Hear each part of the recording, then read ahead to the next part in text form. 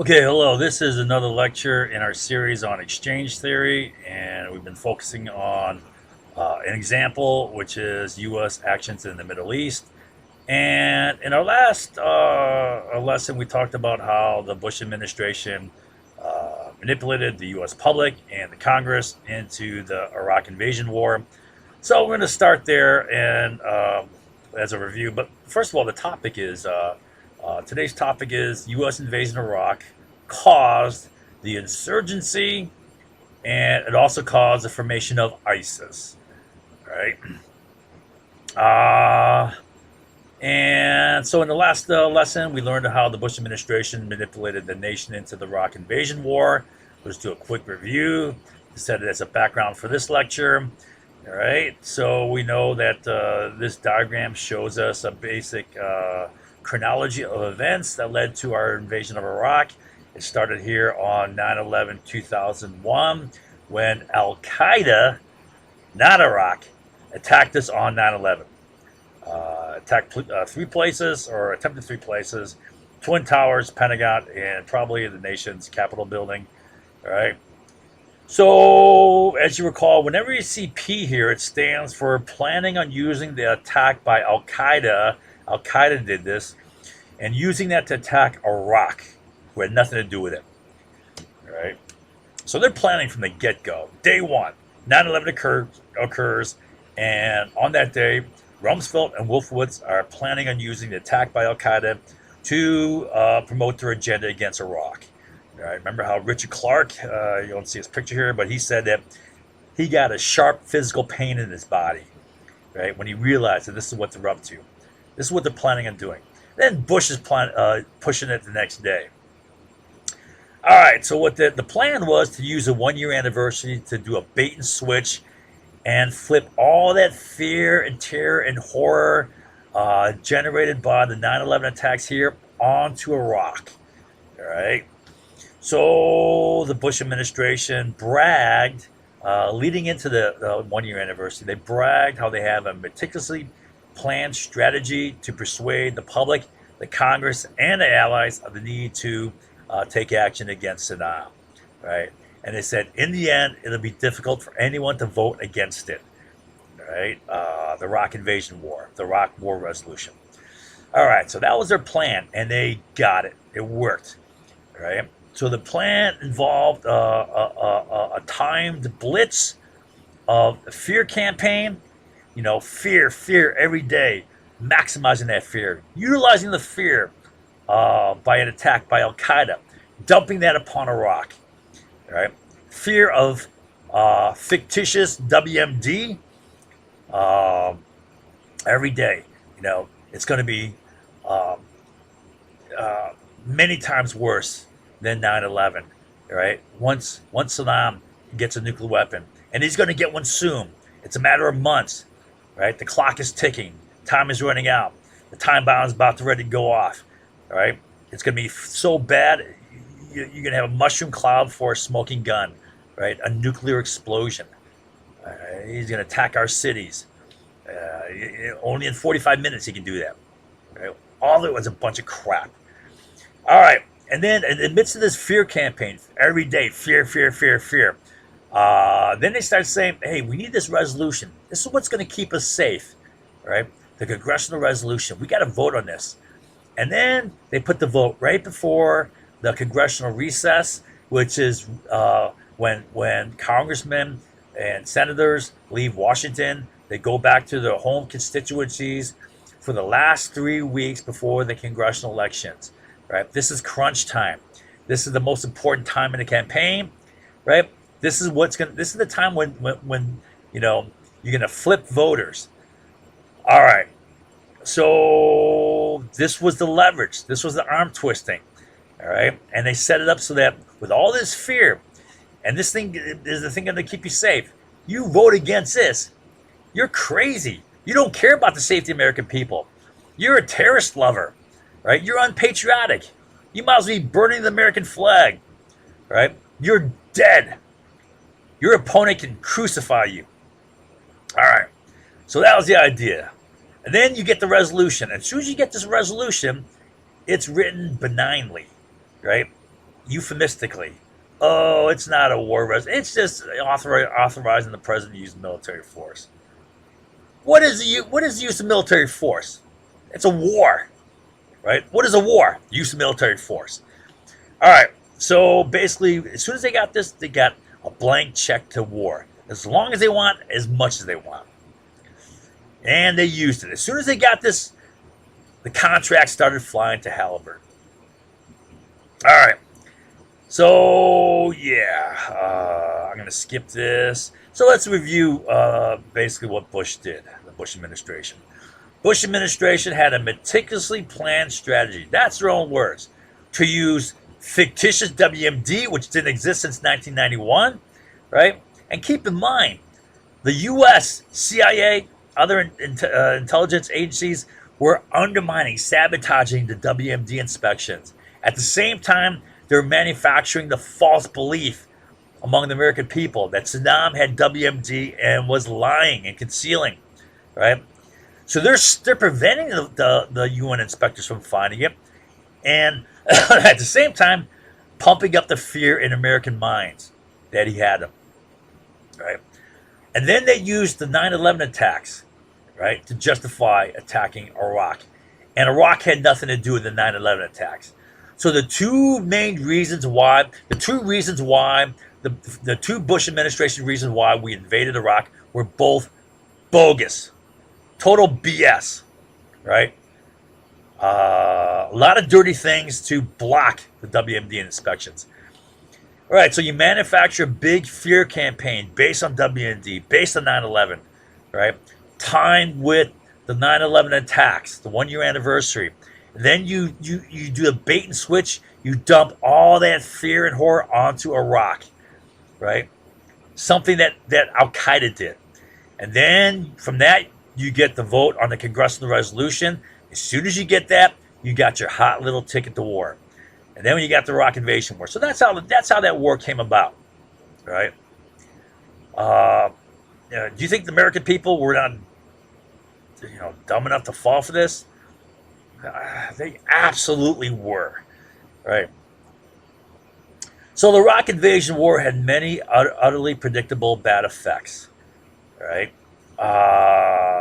It created an insurgency based in urban guerrilla warfare, right? That undoubtedly would cause high civilian deaths and suffering. Why? Because that's where the people live. They live in the cities.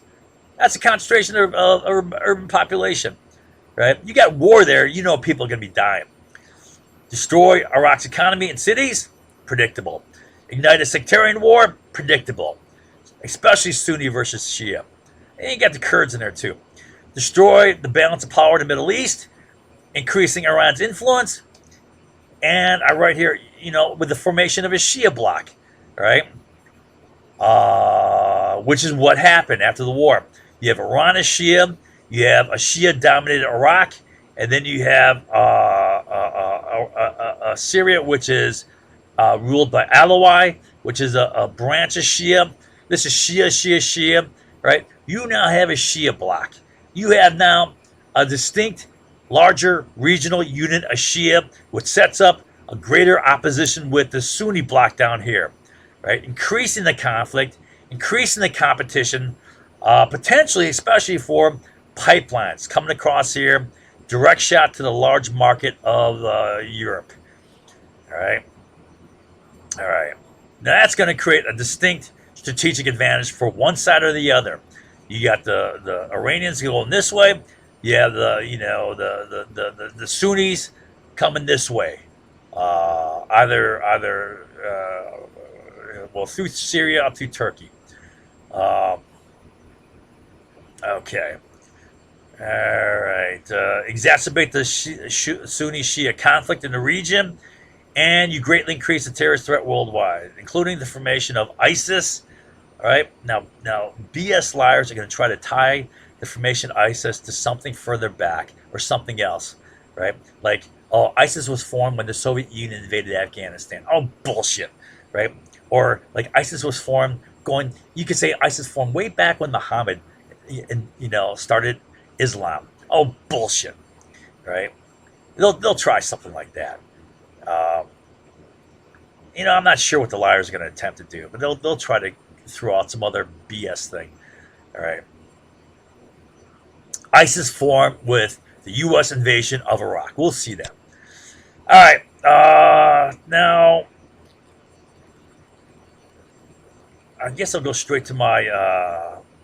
This diagram shows all the factors involved in the formation of ISIS. All right. And it starts with the U.S. invasion of Iraq, and like I said, there was utterly predictable effects. Right? I write here first Gulf War strategy. I wrote the strategy for the first Gulf War, and in it included these things, utterly predictable. I predicted all these way back then. I said that's why you don't want to go and take down the government of Iraq. All this stuff is going to happen, right? You want to have instead limited objectives. All right. So first thing I said was, you take down the government of Iraq, right? You got to be an occupying force until a new government's set up. That's going to take a while. You're going to be the go-between, the provisional temporary government, all right? And that's going to create an insurgency. It's going to be a military occupation, right? That in itself will ignite an insurgency. It's going to be based in the city, so it's going to be urban guerrilla warfare. And because the people live there, it's going to involve a high rate of civilian casualties and death, right? And that's going to fuel more hate and resentment, right?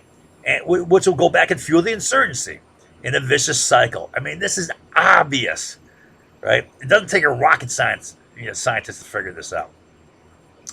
And it's going to be a long, protracted involvement, right? Long, protracted occupation with no good, clean exit strategy, right? And second, you're going to have all utterly predictable balkanization. All right, the term balkanization refers to what happened to the Balkans, especially with the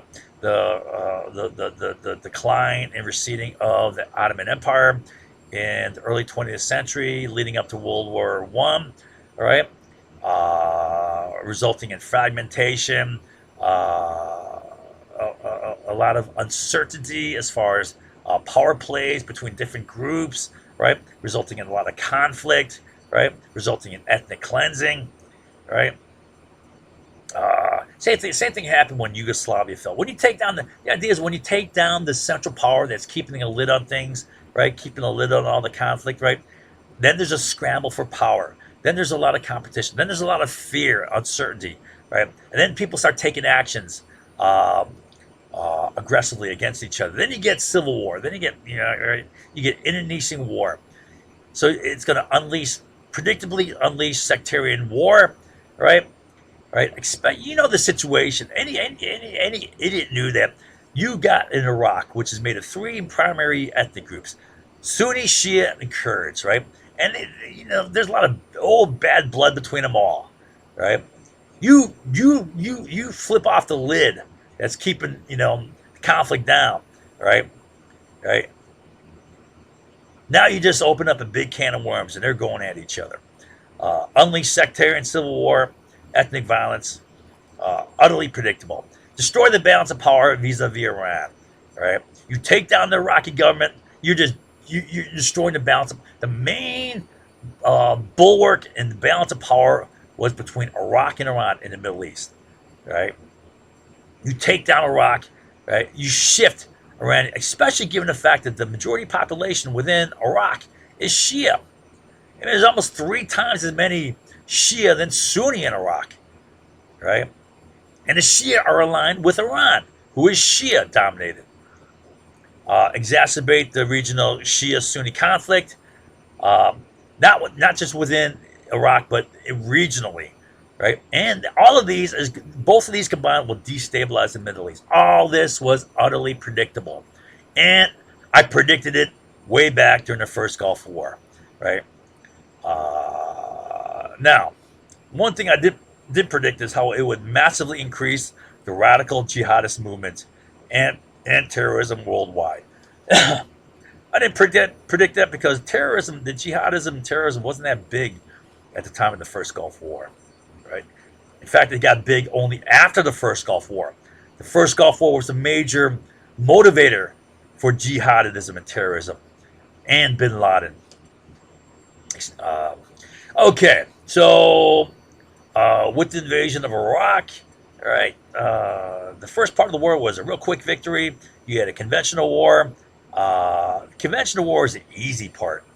All right, you can roll through there. A couple months, March, April, right? Deceptively quick conventional victory, but and then right after that, by May 1st, G.W. Bush is flying on an aircraft carrier. All right, wearing a military flight jacket, Air Force or Navy, right, or Marine Corps, yes, right. One of those green waistcoats, right, that pilots wear, right. Comes out trying to look all military, right. Chest sticking out. Yeah, we won, right. Oh my ass, right. He comes out, proclaims the end of major combat. Man, the combat was just beginning, right. The war was just beginning. So in May, you had the predictable start of the insurgency, right? And that was fueled largely by two things that the U.S. did. U.S. eliminated the two pillars of Iraq unity and resulting in, again, predictable Balkanization, all right? First thing it did was you removed Saddam, all right? So let's take a quick look at Saddam's influence in maintaining national unity, all right? So how did Saddam maintain national unity? Because he was a nice guy? No, right? He maintained it in part with a cult of personality and with an iron fist. And he waged war on separatist groups. He was constantly waging war on Kurds and on, Shia groups that were trying to separate, go independent.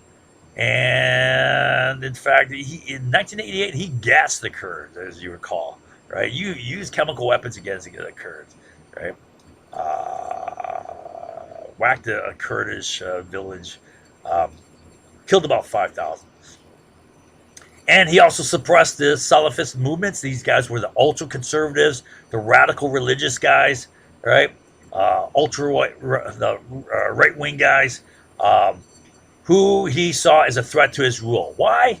Because their goal was to take down his government and set up their caliphate. All right, that was their goal, their main goal. So he's hunting these guys down and he's executing them. And then he repressed the worst excesses of sectarian parochial interests. Right. Basically, the idea is Saddam kept a lid on all this. Right. He maintained unity within the country with an iron fist. All right. And then you had removal of the Ba'ath Party, de-Ba'athification. And you got to keep in mind, the Ba'ath Party was run by the Sunnis. That was a Sunni party. And they're only 20% of the population. They're a small minority. Shia are about 65%. Right? 3 to 3.5 times larger than the Sunnis. These guys are running the show. All right? And you take down this party. Now, the Ba'ath Party, we'll talk about it here. Number 2. That was the ruling party of the minority Sunnis, right? And again, Sunnis were about 20%, while the Shia were 60 to 70%. And this was something that was set up by Great Britain, right? In the wake of World War I, after World War I, with the Allies victorious, Britain and France got together and established a treaty called the Sykes-Picot Treaty, with which they carved up the Middle East amongst themselves.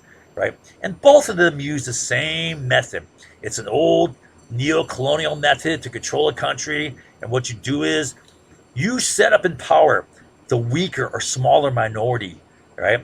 And the reason of doing that is it creates divide and conquer, right? You separate these guys, you put these guys into conflict, right? You make them weak, it then increases your ability to control them. And at the same time, by putting the weaker power, the smaller minority in power, right? That creates dependency. That power is now dependent upon you for your military support, for your training, right? And that gives you leverage to control their resources, to get concessions on resources, materials, taxes, whatever, right? You control their economy through these means. Classic neo-colonial method. All right. So that's how the Ba'ath Party came in power. Now, the Ba'ath Party favored the Sunnis, yet it still created some cross-cultural and inter-religious exchanges between Iraqis from diverse backgrounds, political backgrounds, right? Uh, Thus, the U.S. destruction of the Ba'ath Party demolished the one civil body that prioritized inter-ethnic and interfaith exchanges, providing a modicum of inclusions sufficient to mitigate simmering resentments and opposition that flares into outright sectarian war.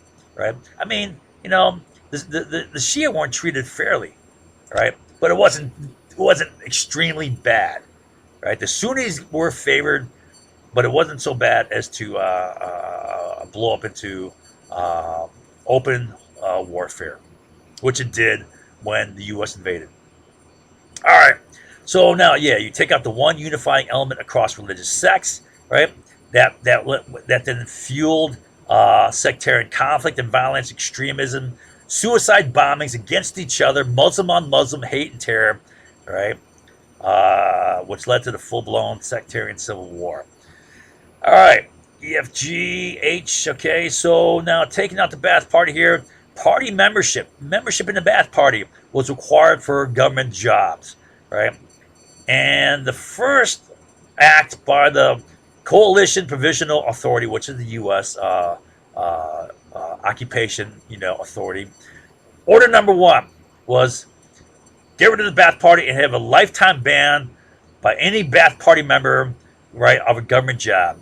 So in doing so, you dismantle the entire government and civil service without regard for the abilities of these people, necessity, right, to run things, and degree of fidelity to the party. And like I said, a lot of these guys were party members only because, it was required for a government job. All right. All right. Now, so by taking these guys out, you destroy the expertise of the government. You now have a dysfunctional government in terms of administration and operation of infrastructure. Things like fresh water, sewage treatment, transportation, trash, power, postal, law enforcement, education, teachers, right? You take all this out. Not only do you take down your economy, you create chaos, right? You create hardships. Government's not working, right? People are going without a lot of things. All right. So it does create chaos. It's HIJ. Now, part of debathification and Coalition Provisional Authority, order number 2, was destroy the Iraq military. Take it down. Kick everyone out. Right? So you dismantle the military, right? All these soldiers, right, are kicked out, but they still have access to their weapons. The U.S. didn't move to secure the weapons. All right. So what do?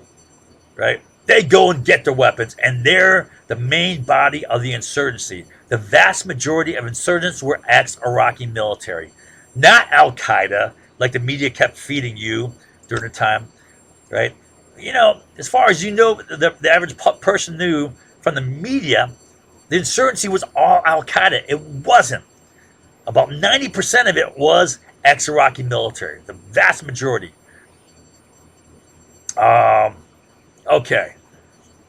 So it also leads a power vacuum that leads to the chaos that allows the sectarian civil war to flare.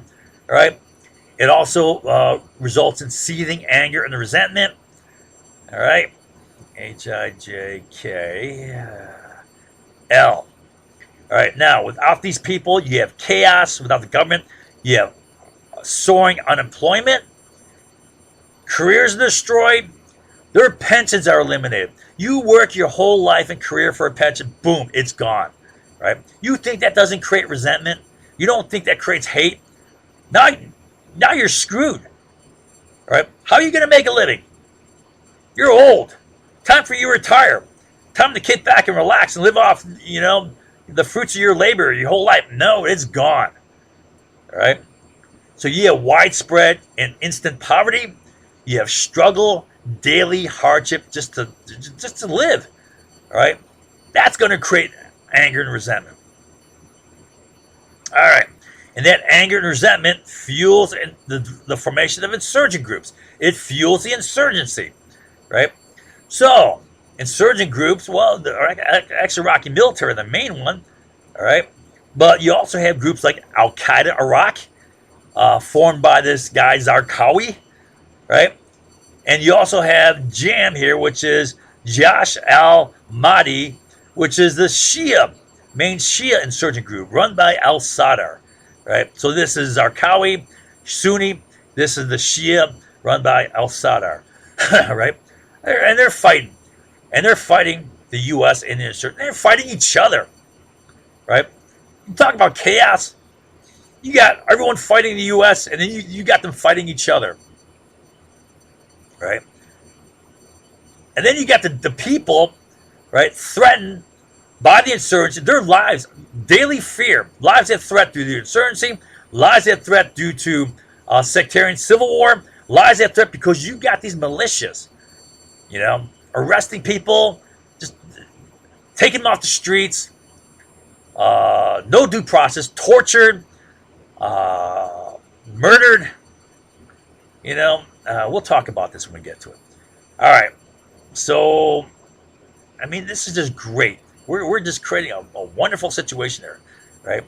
And this is the type of stuff out of which ISIS grew. Don't give me this crap. Oh, it grew from Muhammad. Well, Muhammad started Islam way back. Oh, don't give me this crap. And oh, all right. So the insurgency. Now, again, utterly predictable. Any idiot should know this. You don't have to be a rocket scientist to know that the conflict here is mostly a desert country, right? It's going to be guerrilla warfare, but what? Where? In the jungle? No jungle. No vegetative cover. It's going to be cover in urban areas. It's going to be urban guerrilla warfare, all right? And being that it's in urban areas, which means in the cities, it's going to be amongst the people. And that means there's going to be a high rate of collateral damage. A lot of civilian casualties, a lot of civilian deaths, right? Predictably high rate of collateral damage, civilian deaths, right? OP. So urban guerrilla warfare, you're going to bust up the cities, destroy the cities, and that's going to destroy the economy, right? Destroy the city. Plus, it's going to be, you're going to result in all these people dying. That's going to have a bad impact upon the economy, all right? Plus, you're losing all this infrastructure. You know, a huge purpose of this infrastructure, government infrastructure, is to enhance productivity, right? Right? That's the economy. You're taking it out, all right? So the economy's destroyed. Now, all of this, the city's destroyed, right? High rates of civilian death, economy destroyed. That's feeding back into seething anger and resentment. At the same time, the Bush administration and the CIA support a Shia named al-Maliki, right, in the first presidential election. And what he does, he essentially, you know, he whacks the Sunnis. He disenfranchises them. There's total Shia domination. Let's take a look at al-Maliki. Nouri al-Maliki is his name. Nouri al-Maliki, right? So we'll just abbreviate his name AM for here on, throughout here. Now, the Bush administration backed him in the 2005 presidential election. Right? I mean, I'm thinking this is the last guy you want to back. Right? You want to cause problems, you back this guy. Right? All right. Now, al-Maliki al-Maliki led the Shiite Dawa Party, and the Shiite Dawa Party was really a terrorist group. It was used by Iran. Where's my cursor? What happened? What? All right. Okay. My mouse went out there for a second. The Dawa Party was used by Iran as a terrorist proxy group, right, to destabilize Iraq during the Iran-Iraq War, right? And the Dawa Party also conducted, they're the ones who were responsible for 5 bombings in Kuwait back in 1983, right? Now the places targeted were the U.S. Embassy, a U.S. civilian compound in Kuwait, right? The French embassy, oil refinery, and a water desalination plant. So they whacked all. They whacked Americans. They killed a whole bunch of Americans, right? We're supporting this guy who was in charge of the Dawa party who conducted these attacks, right? I mean, what the hell, right? Al-Maliki maintained overt ties with Iran, including the notorious General Qasem Soleiman, leader of the Iraq's Quds Force. Now, if you know about Iraq's Quds Force, this is kind of like they're a cross between the CIA and the Special Forces. It's like a military special branch that conducts operations like the CIA would do, and like the Special Forces would do, connecting with these proxy groups, right? So supporting these terrorist proxy groups, right? And then General Solomon, he helped Maliki steal power in 2010. We'll get to the downhill here, all right? So, right, he maintained ties with these guys. The Quds Force was running them, all right? That's strong ties with Iran. Why are we setting this guy up in power? Now, after 2003, al-Maliki was part of a committee tasked with executing de-Baathification. So he's running the show here. And he was a hardline anti-Baathist. He pursued divisive and harsh anti-Sunni policies during his 8-year tenure, right? This was something that fueled the sectarian civil war. This is something that gave support to Al-Qaeda Iraq, right? It helped build Al-Qaeda Iraq. It was fuel for Al-Qaeda Iraq. Al-Maliki reneged on promise to pay and employ in the army Sunni forces that fought Al-Qaeda. The forces, as I recall, are called the Awakening, right? They're Sunni forces who were against Al-Qaeda. They fought Al-Qaeda, and he had promised to pay them. Well, he reneged his promise. He also promised to incorporate them into the military so that they have jobs. He reneged on that too, right? That's not building loyalty. That's not building trust, right? That's not building bridges with the Sunnis, right? That's throwing them into Al-Qaeda's camp. Al-Maliki made moves to centralize power, shifting Iraq's democracy more towards despotism, more towards what Saddam had, right? I say down here, he what do I say here? He was like the Shia. Oh yeah, right here. No, he was like the Shia Saddam. Oh, right there. He was like the Shia Saddam, right? Okay, so let's see what he did here. First thing he did not appoint a Secretary of the Interior, a Secretary of Defense, or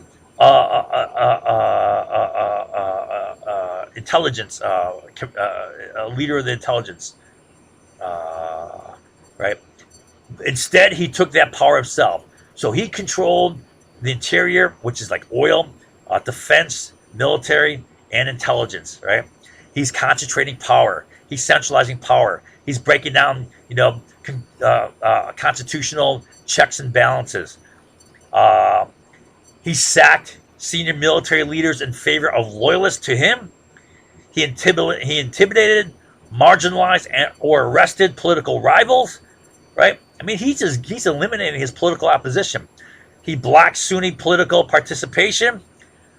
He set up a police state, consolidating control of the police, a military counterterrorism force, a special elite counterterrorism force, special security force. He controlled the prisons. He controlled intelligence, like I said up here. And he used all of them to arrest Sunnis without due process. He didn't charge people. He just arrested people. And he arrested political rivals, appointed friends and associates to seats of power. And I say he was like this, you get rid of Saddam, right, who was a Sunni, you replace him with a Shia version of Saddam, all right? And that's just going to create more conflict, Sunni resentment. It flips the other way. Right? Al-Maliki lost the 2010 election. I mean, it was a close election, 91 seats to 89 seats. Right, very close, but he lost it. Uh, the group that won was a broad coalition led that was pro-Western. It was moderate, led by this guy Alawi, right? So Al-Maliki lost it, but he pressured the Supreme Court to make a ruling that allowed him to form the government. Unconstitutional, right? Now, in this process, this is where that Iranian Quds Force commander General Salman, he played a central role, pressuring diverse Shia leaders to support al-Maliki. Right? He didn't just pressure them; he bought them off. Right? He brought them over to Iran. Right? Hosted them in Tehran, and he bought them off too. Al-Maliki then packed his cabinet with pro-Iranian. So his cabinet was packed with there's a strong Iranian influence here, right? Strong Iranian control in Iraq. Now, you think that's not creating threat and fear in the Sunnis? It absolutely is. That's furthering the opposition, right? Creating that fear of an Iranian takeover. All right, now Obama administration ignored the election results and backed al-Maliki. This was probably the biggest mistake the Obama administration made in Iraq, right? I think this is the big shortcoming was right here. They should have took a stand against al-Maliki, all right? They're probably going to say, well, there wasn't a viable alternative. Man, you could have worked something. You could have worked better power sharing. You could have leveraged something. Um, Obama was weak here, right? All right, al-Maliki made moves to arrest Sunni, shortly after this. Shortly after the American military pulled out, he made a move and he arrested the vice president of Iraq, who was a Sunni, this al-Hashimi, right? He arrested the finance minister. He also arrested the head of the Iraq Election Commission. I forget the name of the organization, but he's making key arrests of political opponents, right? Okay, all right. Then in May of 2010, al-Maliki made an alliance with Sadr and his Mahdi army, the key Shia force that's fighting the U.S. insurgency, right? So he makes an alliance with this guy, right? The guy that's in charge of Josh al-Mahdi. All right, so that's al-Maliki right here, right? He's a big part of the problem, right? He's going to create a lot of resentments that's going to fuel the Sunni opposition and the sectarian violence. All right, so that's TU. All right, so the Bush administration also supports Shia militia, and Rumsfeld handpicked. Donald Rumsfeld handpicks this guy, Colonel Steele, right? Who's Colonel Steele? This clown right here. This guy's a douchebag, scumbag. He's a guy that ran mobile training teams in El Salvador during the 1980s, and these mobile training teams were U.S. Like special forces teams that trained Latin American police and military in counterinsurgency tactics and methods. And these methods were brutal. They involved kidnap, torture, murder, and terrorism. You know, it was as terrorizing as you get. And I know most Americans would say, "Oh no, the U.S. would never do that." Man, we taught this not only in country in mobile training teams. These methods were taught at Fort Benning, Georgia, right in the United States. Training is a special school called the School of Americas, where they train counterinsurgency methods, and they were harsh. Right? Don't tell me U.S. doesn't use harsh methods. I've gone through some harsh stuff myself. It's nothing compared to this, but I've gone through some. Uh, You'd be surprised what Americans are willing to do. All right, UV. All right, so where's V? V right here. Oh, so all this creates daily fear, right? You're afraid of these Shia militia, right? You're afraid of the opposition sectarian groups. If you're Sunni, you're afraid of the Shia. You're afraid of Josh Al Mahdi, right? If you're Shia, you're afraid of Al Qaeda Iraq, right? And then you're afraid of the war. Americans may come in, bust up your home, and you know kill you that way, right? Or the insurgents may kill you. You get caught in the crossfire here, right? It's daily fear, right? It's daily terrorism. You're afraid to go to school. You're afraid to go to the market, right? They're blowing up markets all the time. Car bombs everywhere. All right. Daily fear, UVW. Okay, so this is just great. We're creating a great situation here. Where's W? Where's W? Oh, right here. All right. So U.S. Oh yeah. Okay. So we set up the U.S. detention centers, right? For the insurgents. You call everyone a terrorist, but they're insurgents. U.S. detention center, and in addition, you have the Bush administration authorization of torture and humiliation, right? Well, actually, it's they didn't officially authorize torture, but man, in reality, they did, right? By saying that nothing is torture unless they die or you have organ failure, right? It's only torture if they die, right? That is exactly what they said. And these detention centers become a place where people are radicalized. It's a place where ISIS, right? Al Qaeda for ISIS, Al Qaeda recruiting and indoctrination centers. That's what they became. So let's take a look at the Bush policy here. Here's the Bush administration official policy on torture and humiliation. So this is what they say on humiliation. Quote, we further conclude that certain acts may be cruel, inhuman, or degrading, but still not produce pain and suffering of the requisite intensity to fall within Section 2340A's proscription against torture. So they're saying, okay, all right, it's cruel, inhuman, and degrading, but it's not torture, right? We can't torture. All right, torture is not allowed. All right. So this authorized cruel, inhuman, degrading, humiliation, and then so it promoted it, right? And these guys used it, right? It promoted it. You're taking off the gloves, right? So it authorized and promoted any and all cruel, inhuman, degrading treatment. Right. So we'll take a look at this stuff down here in a second here. Right. So let's take a look at what Bush had to say on what was the Bush policy on torture.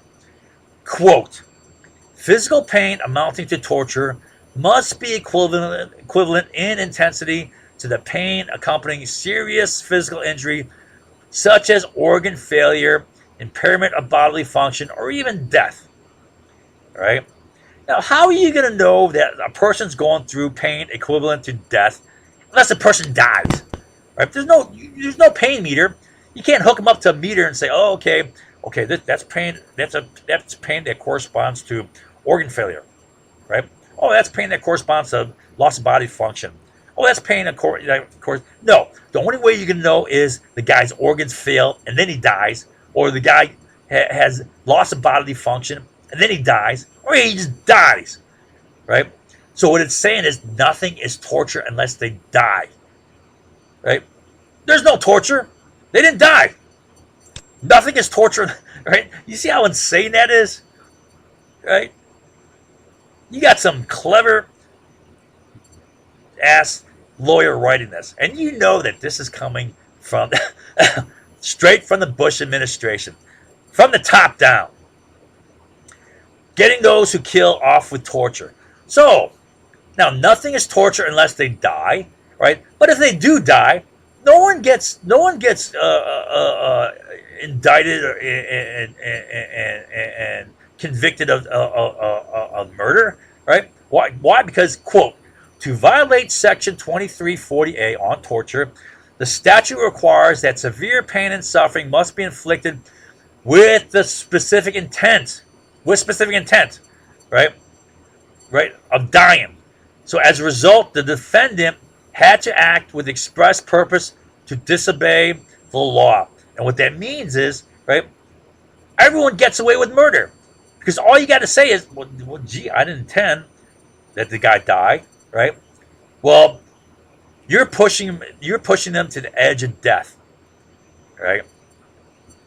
Because torture, because your interrogation allows that. Nothing is torture unless they die. You can push them to the edge of death. And if they do die, well, that's okay. You get off because you didn't intend it. And I'm sure they didn't, right? Right? They didn't intend them to die, but you push them to the edge of death, a lot of them are going to die.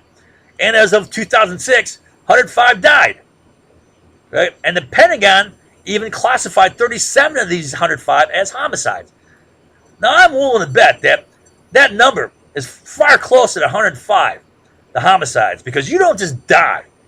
Unless you're like old, you got this guy that's a terrorist, right? Who's a he's like 90, right? He's walking around with a cane, okay, all right, he died. Well, he's old, okay. No, right? I'm willing to bet that most of these guys died, right, due to their treatment, right? And we'll see what the treatment was. And here's the thing, right? A lot of times a lot more guys died, but they were resuscitated. In fact, you know how these politicians are so full of crap, right? I mean, these politicians, a lot of these Republicans, I remember them saying, right? Oh, these detainees are treated so well. They have so many medical teams there, right? They're taken great care of, right? They're there for their care. These medical teams were a key integral part of interrogation because well, it's not torture until they die, right?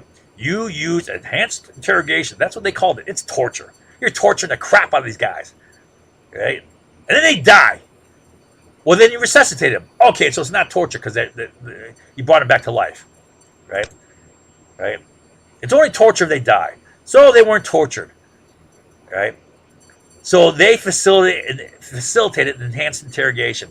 Resuscitate the interrogatee after they die. And then it's not torture.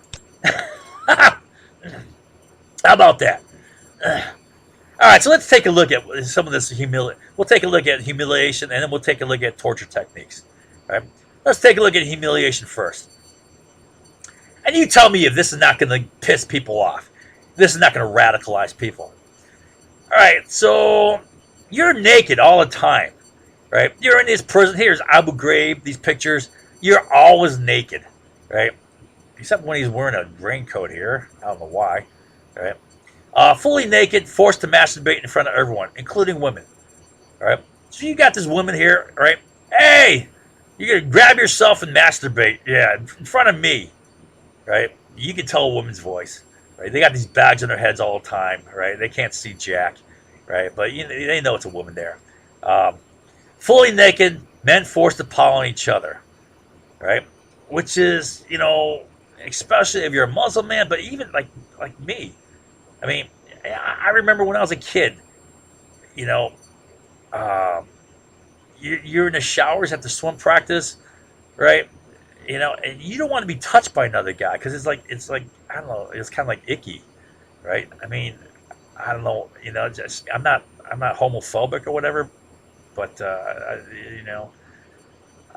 don't know. So I can't imagine these guys having to pile upon each other naked. I mean, this is just, serious humiliation. Their genitals touching each other. Their dirty butts touching each other.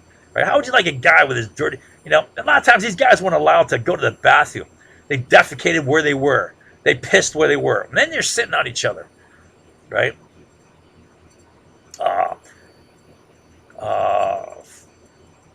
Fully naked. Men forced to squeeze their penis between their legs, right, to make it look like they're a woman. And then they're mocked, right, as like, they're a woman. Fully naked, chained to a leash like a dog on all fours, led around by women. Like this guy. He totally submissive, naked, leash around his neck, right? I mean, this is just degradation, right? Humiliation. But it's not torture. I mean, it's not torture, but you know what? It's going to make a radical anyways. Rope tied tight on penises. cutting circulation. All right. Then men tied like this in a row. And then the first man in line pushed down, right? Yanking down all the rest by their penises. All right. I mean, how'd you like to be pulled to the ground by your penis? All right. I mean, that's got to hurt. That's got to be degrading. That's got to make you want to just, I mean, you're going to remember that. Naked Muslim men being subjected to female caresses. All right. I mean, I imagine some of the guys liked it. I don't know. But for these Muslims, it was an insult. Right. No bathroom use. Right. You got to piss. You go where you're standing. You're chained all day to this like this. You go there. There's fluid on the. I bet you a lot of that's piss. It's either water or piss, right? You defecate where you're at, right? Or if you're lucky enough to wear a jumpsuit, you're pooping in your jumpsuit. Now, torture has been proven to be ineffective at obtaining actionable intelligence. Why? Because you get so much crap. You have no idea what's true and what's not. All right. I mean, you're being tortured. People tell you whatever they think is going to stop the torture. All right. Torture has been, I mean, sure, you're going to get people to talk, but you have no idea what's true and what's not. Torture has been proven ineffective. Torture has been proved ineffective in intelligence, but it's been proven effective in creating hate and radical extremism. All right. The above two apply to a humiliation. So, the same thing applies to humiliation. For example, right? How is humiliation going to get people to rat out intelligence? It's like, oh, you humiliated me. You humiliated me so bad. Oh, okay, I'll tell you everything now. Like, are you kidding me? How's that going to get information out of these guys? Right? If anything, it's going to create resistance. And one thing I want to add here is what happened. This whole arrest and detaining of these guys had the same effect as the Phoenix Project during the Vietnam War. Phoenix Project was something different. It was a CIA project that was an assassination program. All right, you assassinate key guys, and I know assassination sounds bad. I mean, in warfare, a lot of it comes down to. I mean, to me, it's so close to being a legitimized military killing, right? But anyways, it was meant to be efficient, right? However, it backfired. What happened was, as soon as you start doing this, you start arresting people, right? As soon as you start assassinating people, the local people realize they can use that as a resource. The local people realize they can use that to get the U.S. people to knock off their enemy. And that's exactly what happened. Many detainees were innocent. They're falsely accused, right? You have, if you got an enemy, right, there's a chance that your enemy may rat you out, to the Americans. Say you're Al Qaeda, you're a terrorist, you're an insurgent, whatever, right? I mean, you may not be, right? But you fear your enemy's going to do that, right? So what do? You get to jump on him. You rat him out before he rats you out, right? And so you go to the Americans, you say, hey, this guy's Al Qaeda, or this guy, right? They arrest him, they throw him in, and then they start humiliating him. Then they start torturing him, right? And then you start making terrorists. That you make converts, all right? Now that happened in the Vietnam War, right?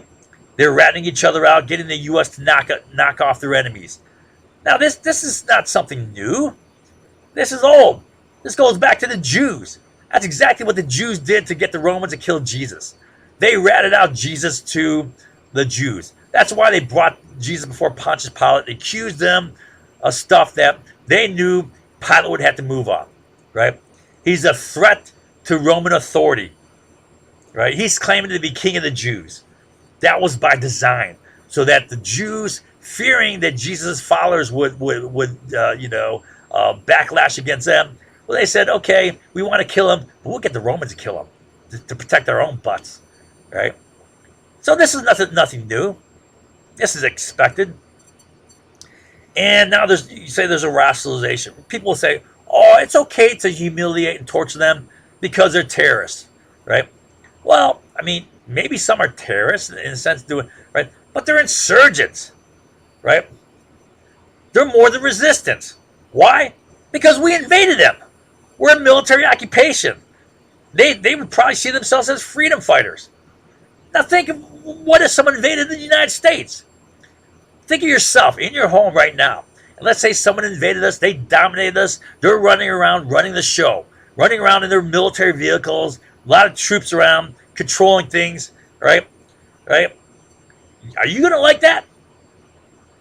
They're in control of you for their benefit, right? You're not gonna like that.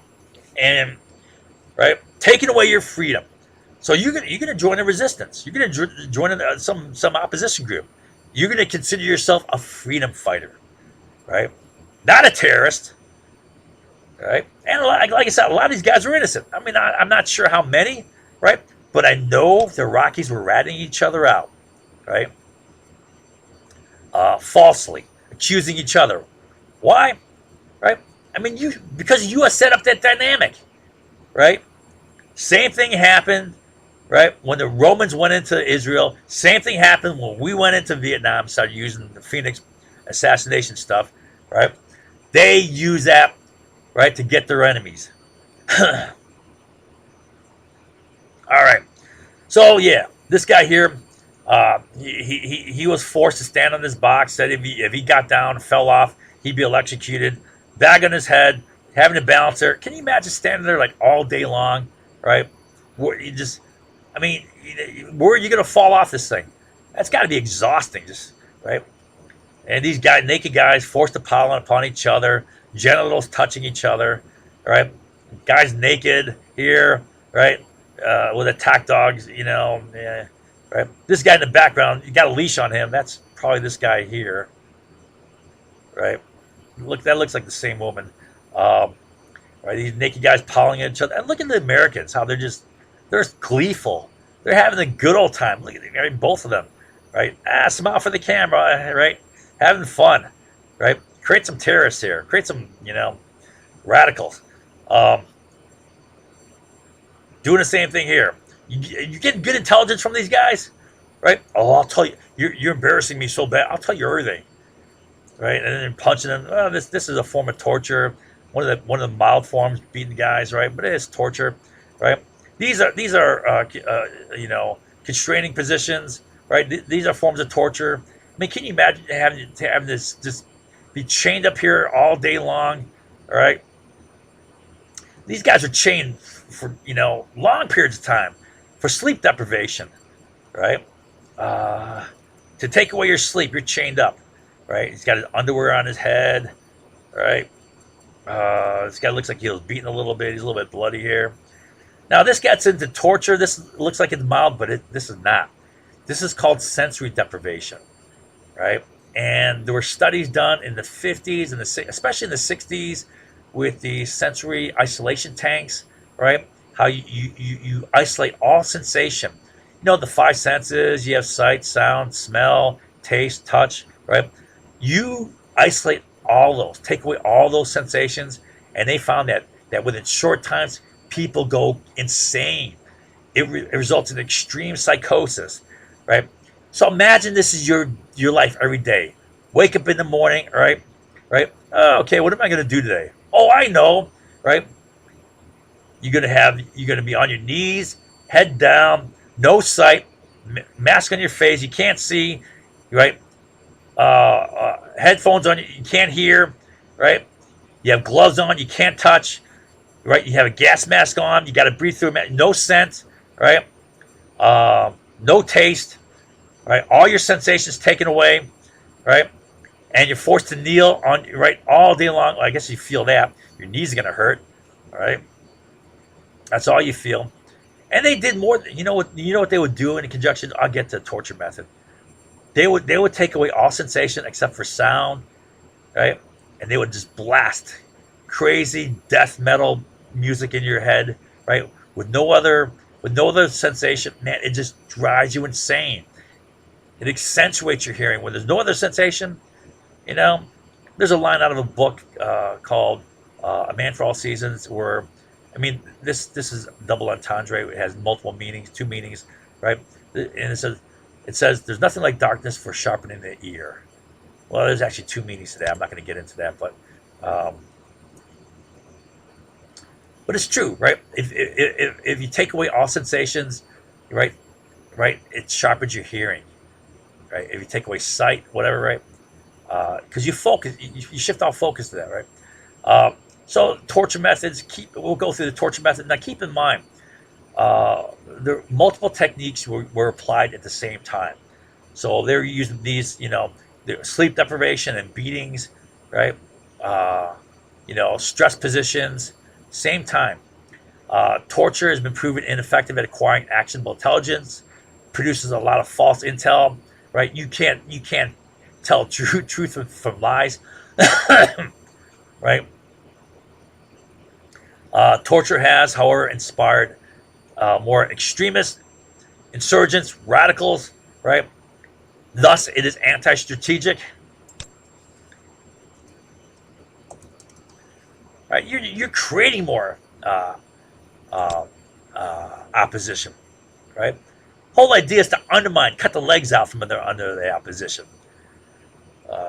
Now, as of 2006, 105 people died, 37 classified as homicide. Yeah, I told you that already. All right, beatings, wallings, right? You're slammed into the wall repeatedly. You're kneed, right? You're punched. Now, your knee and thigh. This was commonly done, knee and the thighs, right? And there's been people who died from this. I know one case of a guy who died, right? He was chained up constantly to the ceiling like this, right? Right, moaning, right, constantly kneed in the thighs, and he died. And the autopsy said that he died of loss of blood. It went into shock. It was internal bleeding. His legs were pulverized, right, like just beat with a sledgehammer, right, just like a meat tenderizer, right, and he went into shock and he died, right.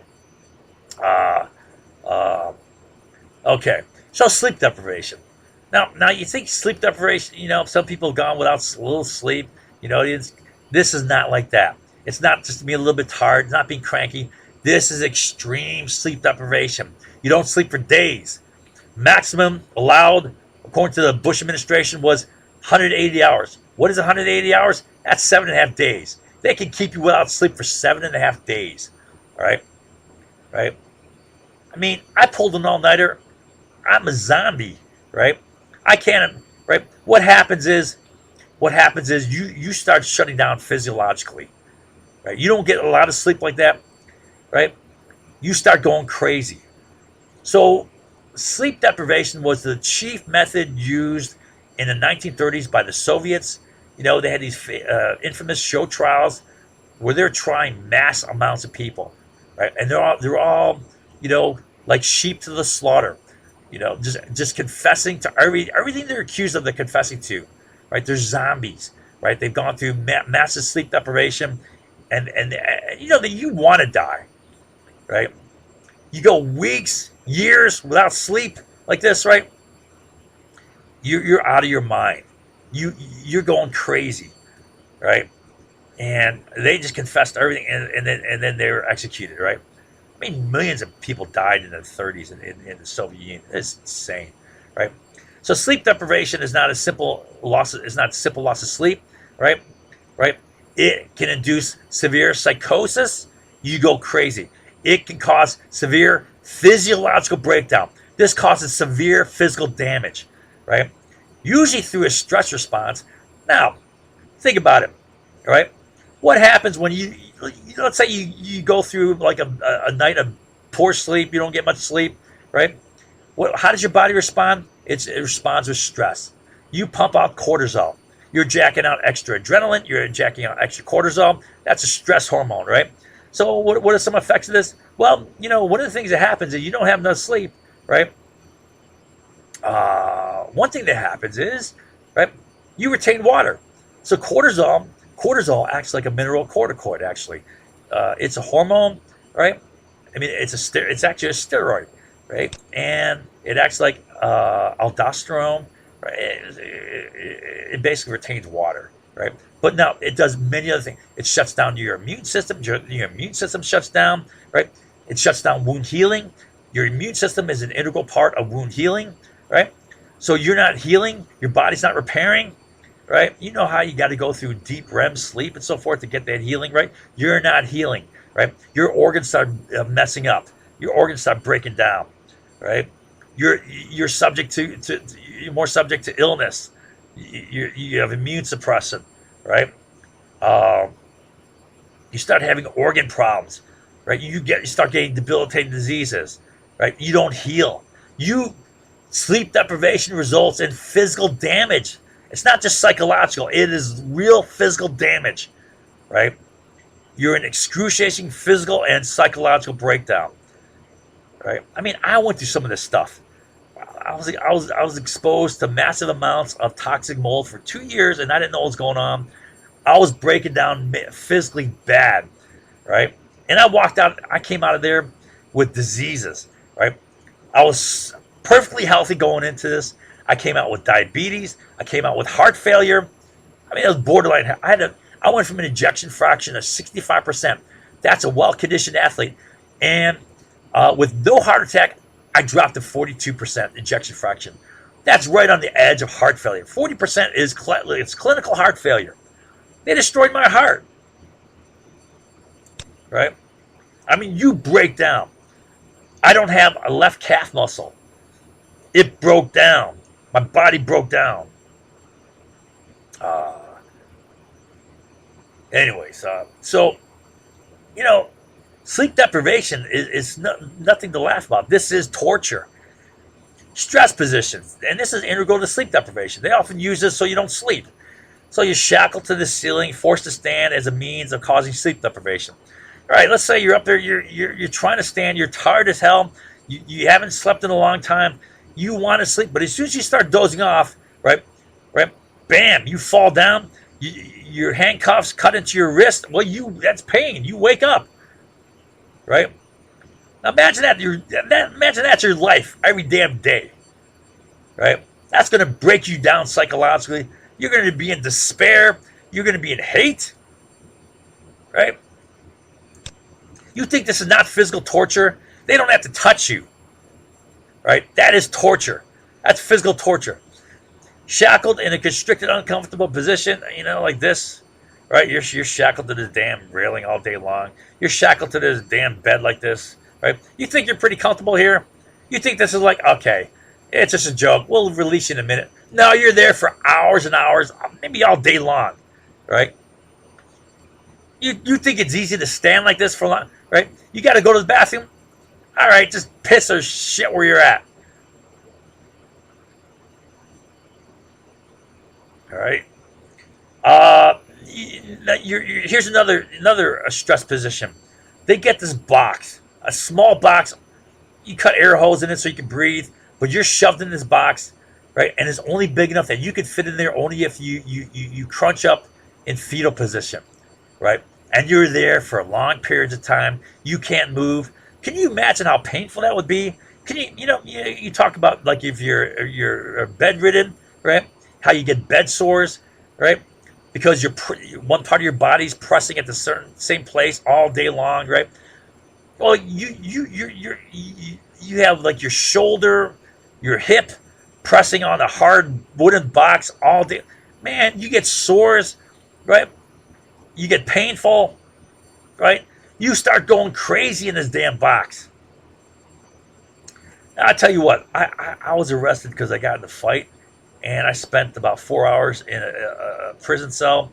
I mean, it was about as big as a closet, right? And all it had was a hard plastic bench, right? And man, I tell you what, I was only there for 4 hours, but I was going crazy, right? I was like, let me out of here. I'm starting to go nuts, right? Being locked in this thing where you can't move, you can't do anything, right? I mean, I need to get out and get about. I need some stimulation, right? I mean, that's part of sensory stimulation, just being locked in that cell. I got a very active mind. I was going nuts in just in 4 hours. I'm thinking, there's no way I want to go to jail.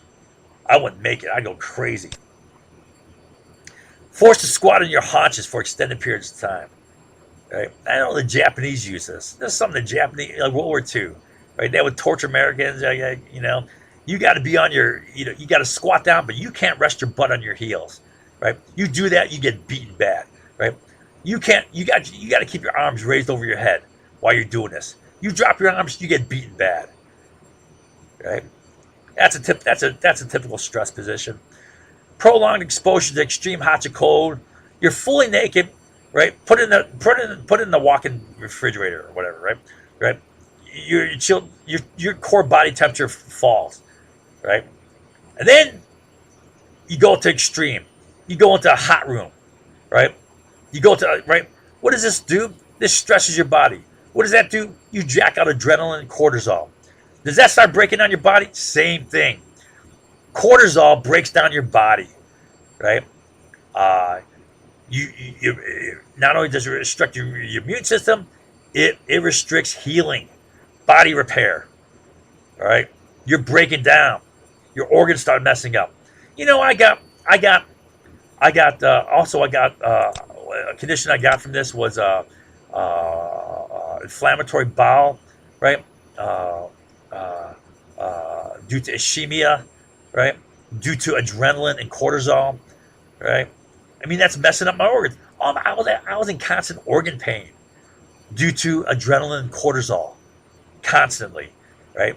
Because it shunts blood towards needed emergency. Well, you don't need it in your organs, right? You don't need it in your extremities. That's why I don't have a left calf muscle, right? My extremities were breaking down. I'll talk about that at the end. You think the CIA won't do that to American citizens? Are you kidding me? Um, anyways, okay, so yeah, sensory deprivation. I told you about that, right? I mean, it induces extreme psychosis, right? They found you put these guys in these sensory isolation tanks like they used to do in the '60s, people go crazy fast, right? You think it's gonna be a good time, oh, I can relax? No, you just start going crazy. You need sensory input. Um, Continuous assault by extremely loud, harsh sound. All right, so what they do is they do sensory deprivation. They put on, you got this your hat on, you got goggles that you can't see, you got a gas mask on, you can't smell, you got mitts on, right? I mean, you're cuffed here, you can't move, right? Uh, but what you have is you got headphones on, and what they do is they pump in extremely harsh, you know, death metal music. I mean, I found this one. I mean, there's stuff probably worse than this. I mean, imagine if this is blasting super loud. This is all you do all day long. This will drive you crazy. You got some idiot screaming like that, really super loud, right? That's enhanced by sensory isolation. No sight. Remember I told you, right? There's nothing like darkness for enhancing the ear, right? So you shut off every sensation, but you blast this in their ears. You go nuts, right? How do you like that every day of your life? That's my life now, right? Um, with all other senses deprived, the assault on hearing is magnified. All right, all right. So you're fully naked. I went through all these already. Right? I'm not going to go over this again. Right? You're forced to masturbate in front of women. Um, Physical constraint. Oh yeah. Attack dogs. Yeah, I went over it. Waterboarding. We'll talk about this, right? So one thing I hate about waterboarding is that this is the only thing the media says about enhanced interrogation, right? They mention nothing else, and they minimize this, like, oh, it's just splashing water in their face, giving them stress, right? Right? I can't stand the media. The media is such distorting liars that they make me sick. Right? First, those people like media focus only on waterboarding, creating a false notion in their minds that this is all there is to torture. Just waterboarding. That's it. Right? Man, I'd rather get waterboarded than having no sleep for like a week at a time. Right? Then sensory deprivation where you go crazy. I mean, locked in this damn box right? For long periods of time. Um, and and second, the media says, "Oh, waterboarding is only simulated drowning." It's not really drowning. No, it is absolutely real drowning, but it's controlled drowning. I mean, I've watched YouTube of a SEER school instructor. These are the guys that take like pilots, guys who are at high risk of being captured, right, behind enemy lines, right. They go through training to know what it's like to be tortured because they expect they're going to be tortured, right? This is what you expect, so you're not shocked by it. And part of it is waterboarding, right? And the guy said this: no, it is absolute drowning, but it's controlled, easily reversible drowning, right? But it is drowning. And so let's take a look. Let's take a look at this, right? So here's what you do: you're on this bench, and they incline you head down, right? So water would tend to drain from your lungs out, right?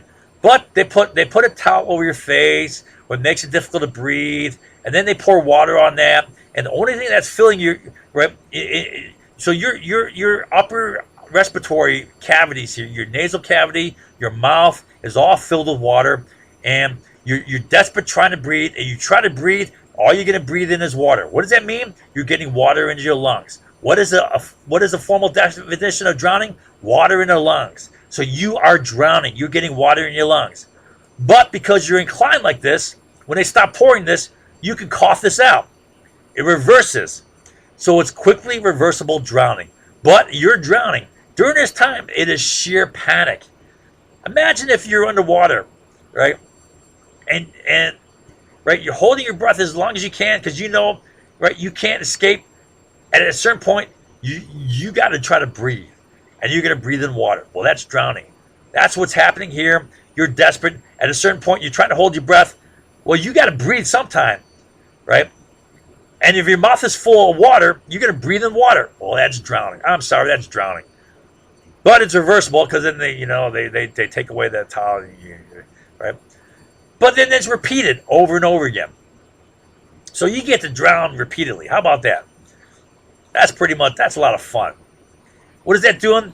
That's stressing your body. Adrenaline, shock, right? All right. So, I mean, the media gives a false impression.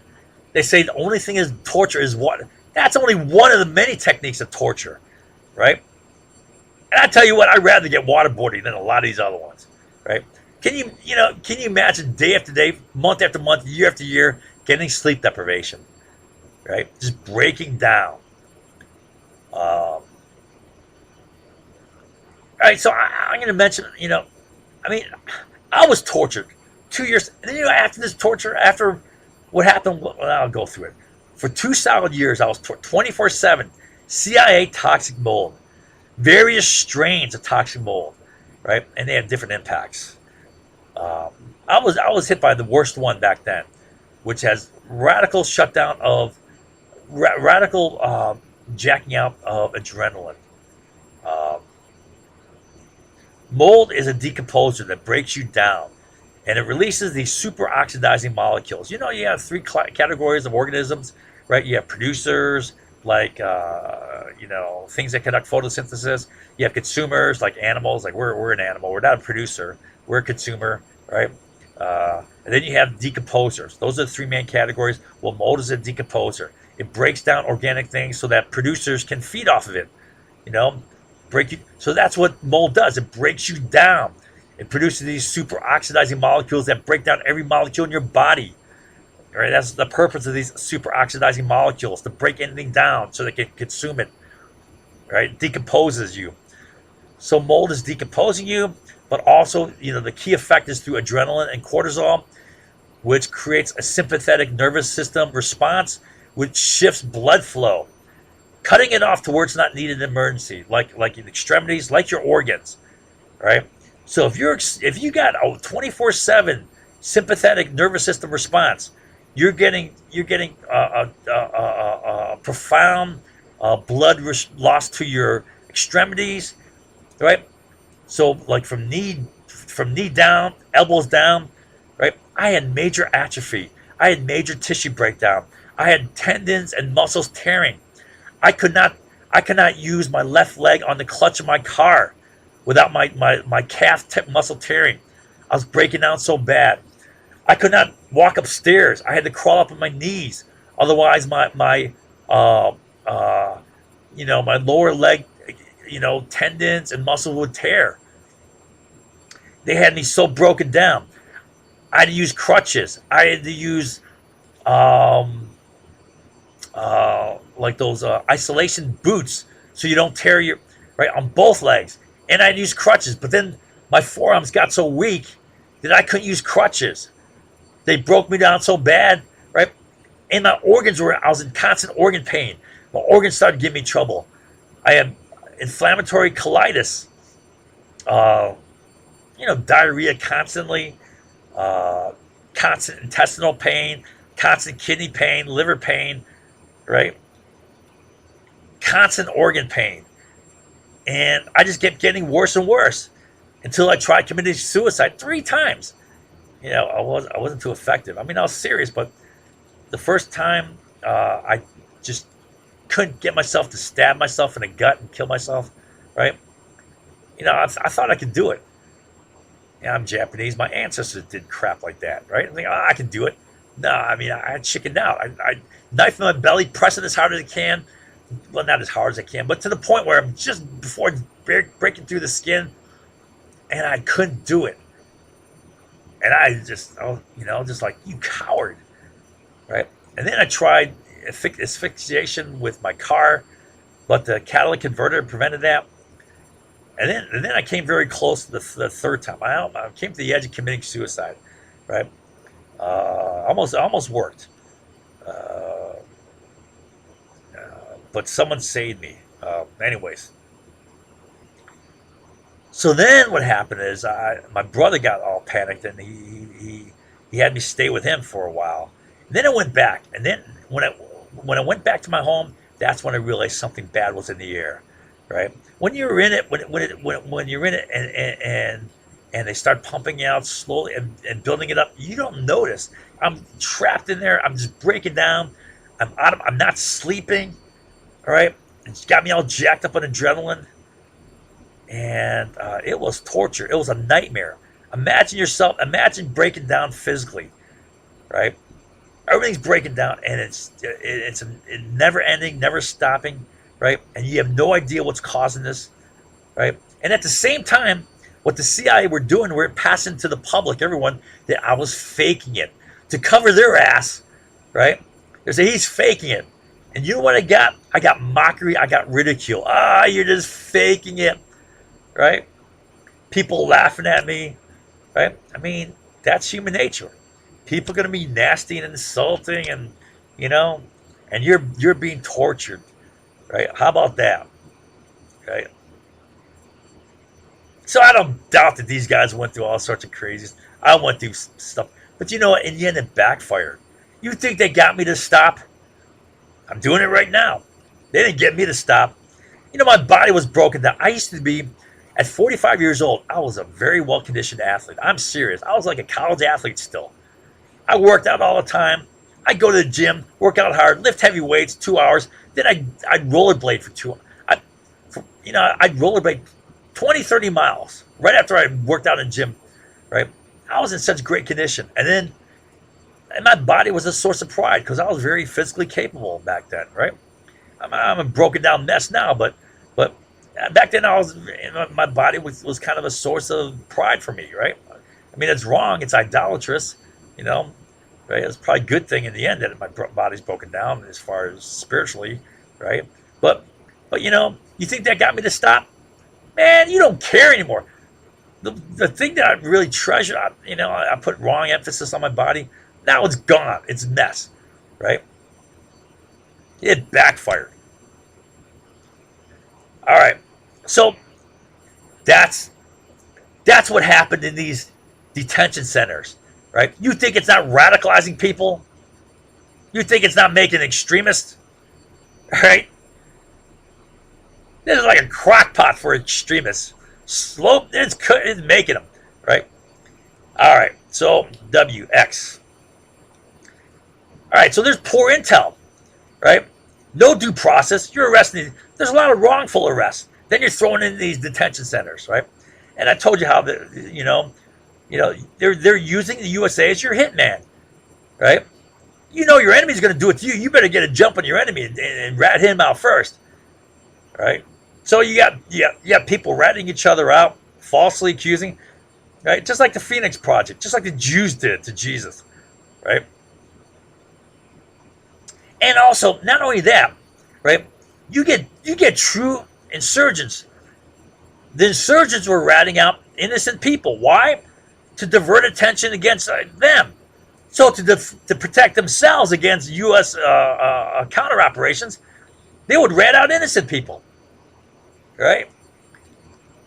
So you're taking the word of these insurgents and you're arresting innocent people, right? There's a lot of craziness, right? All right, so let's summarize all the ways that it just, the U.S. invasion created seething anger and resentment, right? Well, first of all, you got U.S. military invasion that results in U.S. military occupation, right? You know that's going to piss people off. You got military guys running around, foreign military forces, right, in control of your country. You know that's going to piss people off. Then, on top of that, you have the widespread belief that the U.S. invaded not for, good reasons, right? And we didn't. Not because of 9/11, that's bullshit. Not because of WMD, that's bullshit, right? You got the widespread belief amongst these Iraqis that you invaded because of oil. Now, it's more involved in oil. There's a lot more ways of making money off of war than just oil. But I tell you what, they're saying, number one, right, it's money. It's oil. They're not here for this or that, right? They're here for money, oil. So they're pissed off, right? Then you're creating daily fear, right? Then you're creating urban, right? The insurgency itself creates urban guerrilla warfare. A lot of people are dying, right? You got all these civilians dying. You think that's not pissing people off? You're destroying their cities. You're destroying their way of life. You think that's not pissing people off? You destroy the economy, their hopes of, you're throwing them into desperate poverty, right? You take away their jobs, their careers, no pension, no ways of making a living. You're not pissing people off. You take away their careers in the military, right? Then you have these detention centers where you're torturing people. You're not pissing people off, all right? You think you're not creating the insurgency? You think you're not creating support for Al Qaeda? So then, part of the resistance, the insurgency, was Al Qaeda in Iraq. You got Zarqawi coming in just before, on the eve of the U.S. invasion. He comes in. We invaded in March. He comes in February, right before we go in, right? And you know that they know we're coming in. You cannot hide a big military invasion operation. It's going to take months to build up, right? You can't hide that big buildup, right? You know they're building up in Saudi Arabia, maybe even in Kuwait, right? He rolls in just before, to quote, play a major role in the confrontation and resistance to the U.S. occupation. He forms a group called the Monotheism and Jihad, which later becomes Al Qaeda in Iraq, which later becomes Islamic State, which later becomes Islamic State of Iran and Syria, which is ISIS, right? Its origin was here. Don't tell me it went back to Muhammad. Don't tell me it went back to when the Soviets invaded Afghanistan. Oh, bullshit. This is Al Qaeda. This is right here, starting point of Islamic State of Iraq and Syria. Al Qaeda in Iraq, which started as monotheism and jihad, right? And it also included some Iraq security officers. So some of these guys, right? You dismantle the military. Military is part of the government, right?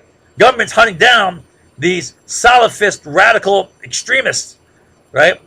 Now they join forces, right? They were hunting down these guys. Now you take down their government, you kick them out. They join forces. This part becomes the opposition, the resistance, the insurgents, right? These guys were purged by the USA. They were nationalists who had fought the jihadists. Now they joined them, right? Right? Are we playing a part in creating this? Yeah, without question.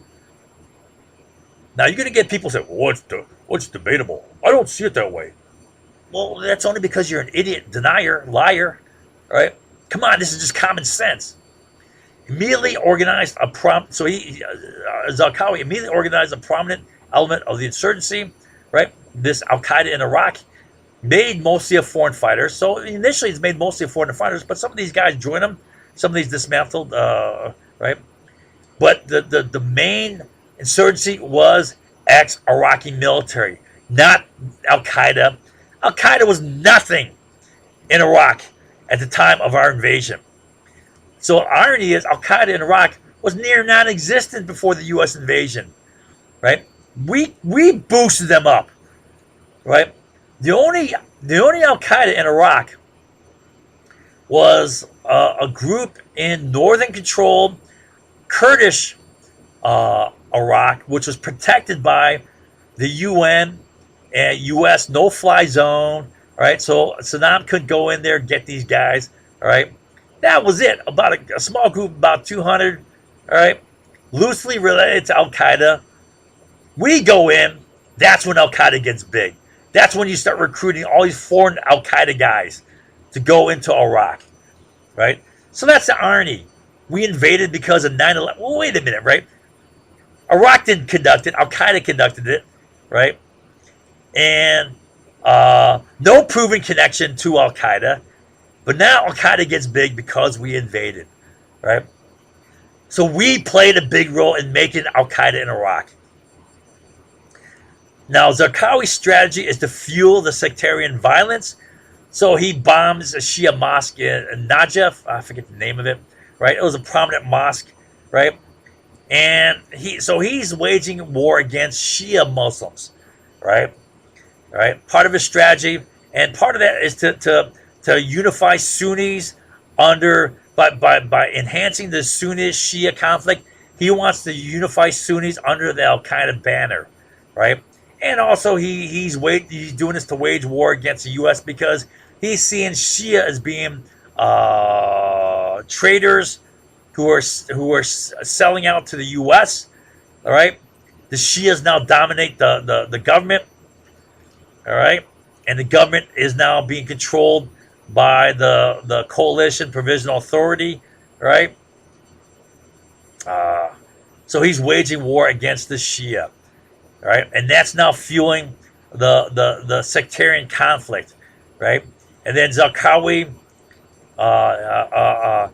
so he starts targeting Shia, and he passes anti-Shia apostate propaganda. They're false Muslims. They're not real Muslims. They're apostates. They're heretics, right? You got to attack these guys. And then he's also hyping fears of a Shia Iran takeover. All right, the Shia are going to allow Iran. Now, is that like a substanceless empty threat? No, that's a real threat. All right, the Shia party. Right, these guys, Dawa, right, who was Maliki, right, he's got strong connections to Iran, right? There's strong domination by Iran influence, right? It's no vague, empty threat. There is clear Iranian influence in Iraq now. So U.S. elimination of Saddam and Ba'ath Party eliminates the unifying elements. HIJK. Yeah, this fuels sectarian violence, all right?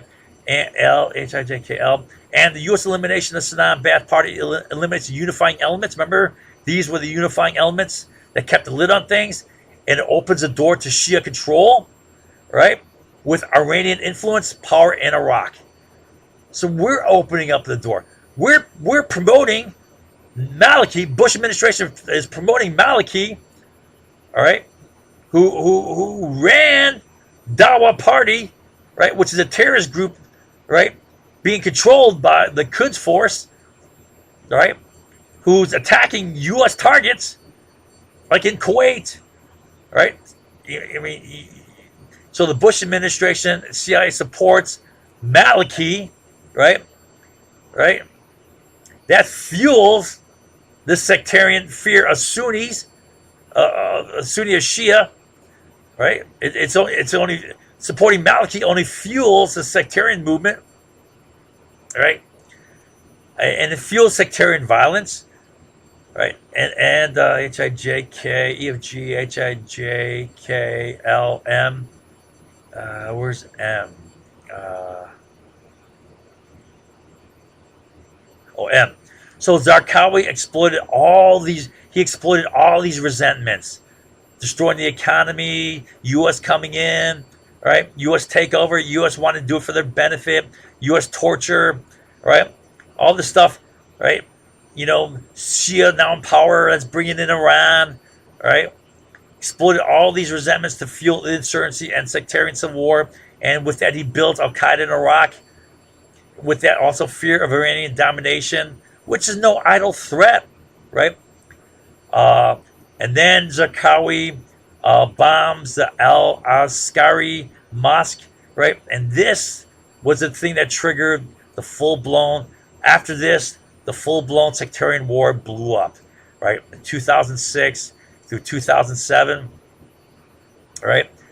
Right. I mean, it was going on. It was going on since Al Qaeda in Iraq started operations way back here, right? Since U.S. invasion, right? But it blows up into full blown war. You got all sorts of daily terrorism. Suicide bombers attacking each other. Blowing up schools, blowing up police stations, blowing up markets. All right. They're called the souks. All right. You can't go grocery shopping without fear. You can't go to school without fear being blown up. Or daily fear. That's building more resentment against the U.S. Right? This is what you've done to our country. OP. All of it's utterly predictable. It's widespread ethnic sectarian. Remember I said I predicted this stuff way back in the first Gulf War. Don't do this. That's going to happen. Sure enough, it happens. Elemental P. Q. Zarqawi reorganizes Al Qaeda in Iraq into. So Zarqawi, what happened is,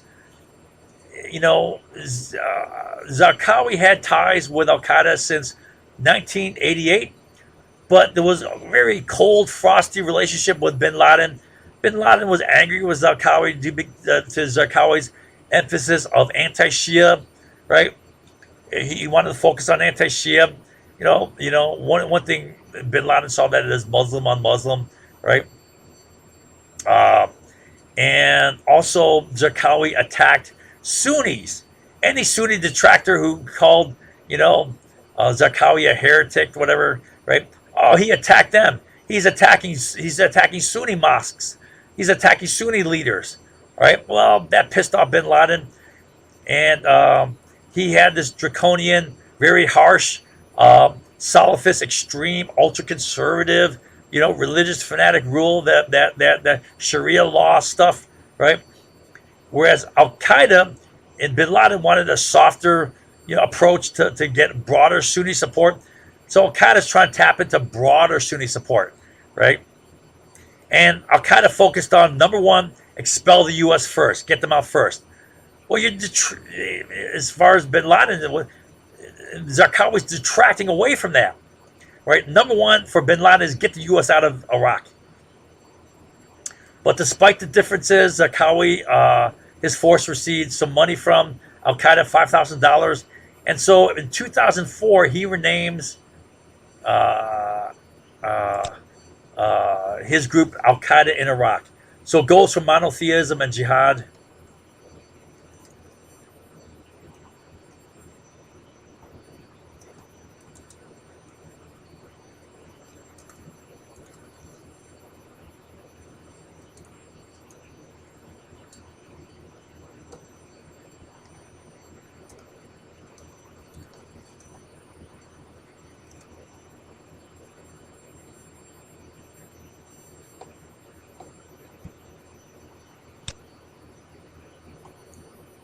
All right, so he names Al Qaeda in Iraq.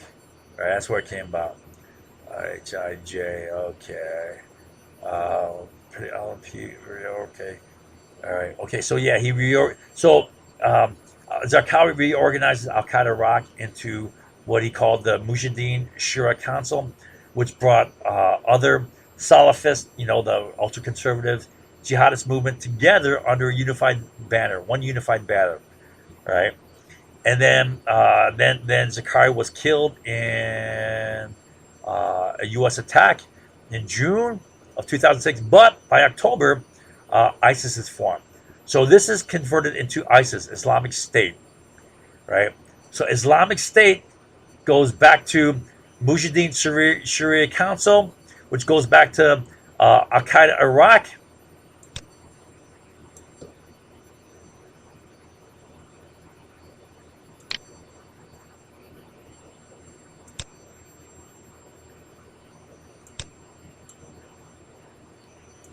Which went back to monotheism and jihad, right? So that's the birth origin of Islamic State. Islamic State came from Islamic State here, Mujahideen Sharia Council, right? Al Qaeda Iraq, and then monotheism jihad.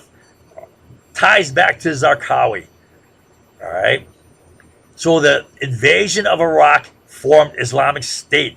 That's the origin. U.S. invasion of Iraq, right? And all this crap. Don't give me this, oh, it started in 2011. No, it goes way back. Okay. QR. Right. Then, so ISIS then later formed Islamic State of Iraq and Syria. That was formed in 2013. They began an offensive. They took advantage of the Arab Spring in Syria.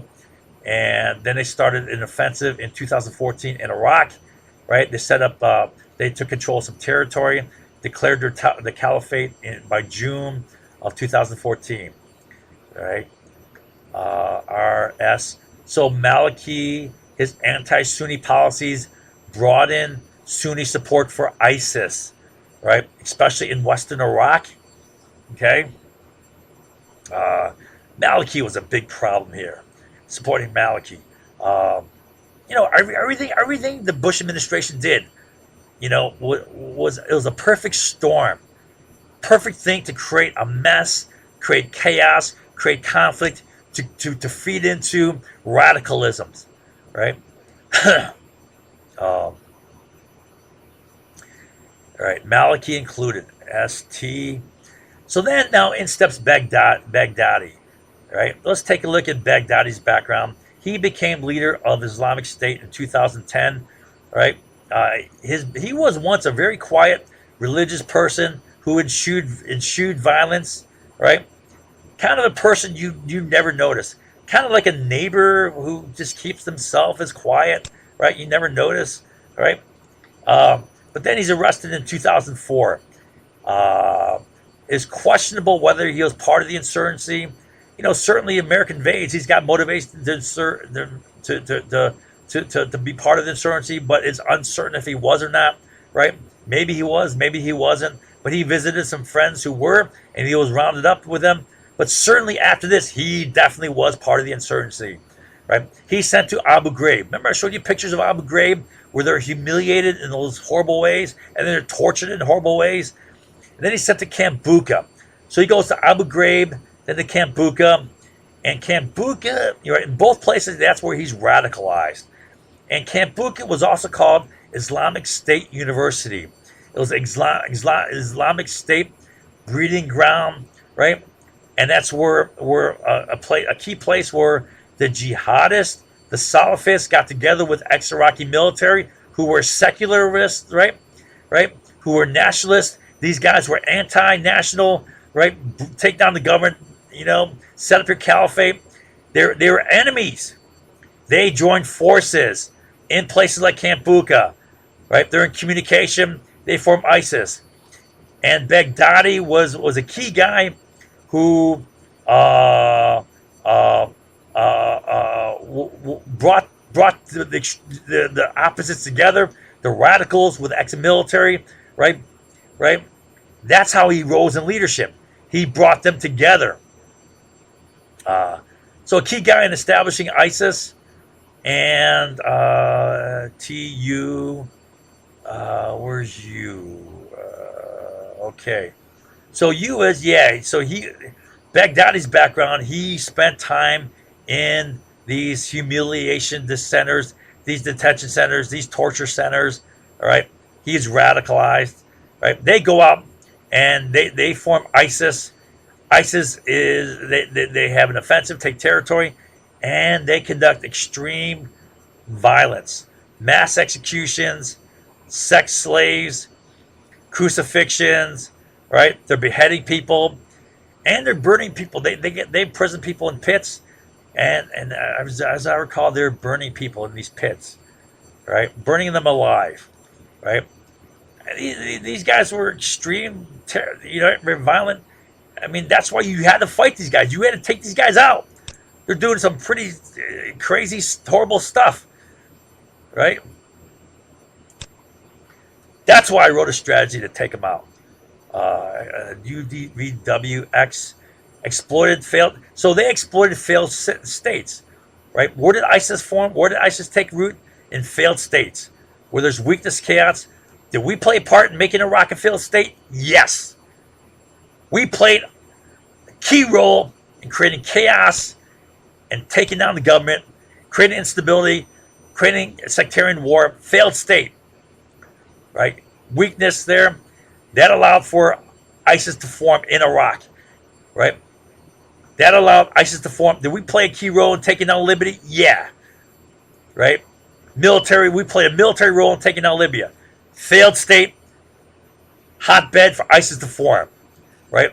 Make it a opportunistic place for ISIS to form, right? Did we play a role in the Arab Spring? Yes. In Syria, right? Failed state. ISIS formed there, right? So then ISIS acquires territory. Acquiring territory, they control of resources. They control the resources of a state, physical resources and populations, right? Right. With that, they have far more ability to wage terrorism. So now they're a vast, larger terrorist threat with the formation of ISIS, right? And they become the richest terrorist group in the world. All right. They had access to oil. They had access to banks. Right. When they took territory, they broke into banks. They got the money. Now, I mean, banks alone is just a lump sum, quick lump sum. It's like looting. It's like plunder, right? You get a big chunk of cash, right? But it's not a continuous source, right? To get a continuous source, you got to control productivity, right? You got to control the productive resources of a territory. That's people. That's physical resources. That's oil, right? That's tax revenues, right? Banks alone don't do it. Now, last thing I want to say is a lot of the liar deniers are going to say, no, ISIS didn't form way back when we invaded, right? No, this is the clear. They're going to say ISIS formed, Obama formed ISIS in 2011 when we pulled out. Oh, bullshit. This is total bullshit.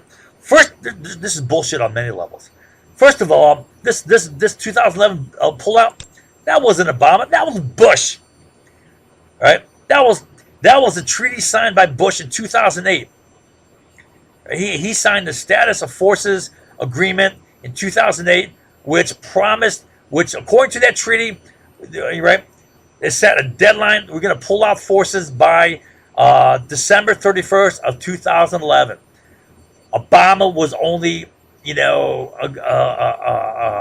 fulfilling the legal treaty obligation that Bush had signed for the U.S. back in 2008. Don't give me this bullshit. All the idiots, the people who don't know jack, say, "Oh, this is." Obama was just fulfilling that. That was set up by Bush, right? Now, I agree that allowed Al Qaeda to go back in force. All right, but the key, far more important than that was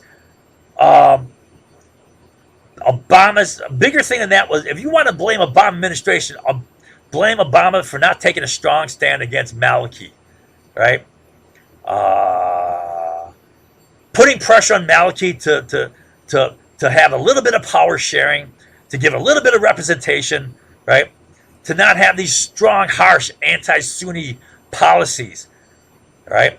That shifted support, especially after, you know, Maliki started, right, destroying democracy, started creating a dictatorship, right? Despotism here, started recreating Saddam Hussein Shia version, all right, right, and all the actions I told you here, right? That moved a lot of support. Now, who was the big militant support Sunni force there? Al Qaeda in Iraq, which is now Islamic State, right? The Sunnis gave support to these guys, or they at least they didn't give opposition, right? They let these guys run, and they became Islamic State. The big thing here was Maliki, all right? This is the fundamental reason why Islamic State got some traction in Western Iraq, all right? Now you want to blame Obama, blame him for that, right? Not the 2011 pullout. Now set up by Bush. Get a clue.